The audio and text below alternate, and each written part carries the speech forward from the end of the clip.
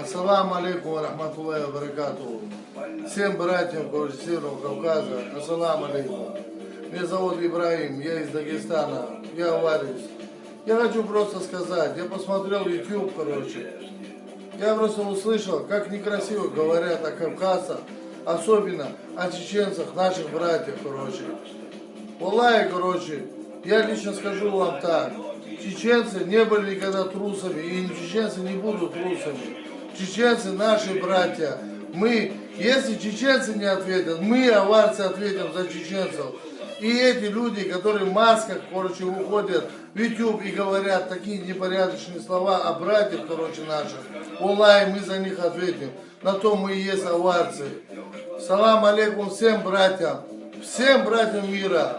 Потому что мы скажем, что Аллах велик. Если, мы друг друга не поддержим, Аллах, нас никто не поддержит. А те мрази, которые в масках ходят и говорят, что чеченцы не люди, оденьте памперс и потеряйтесь, мы вас найдем.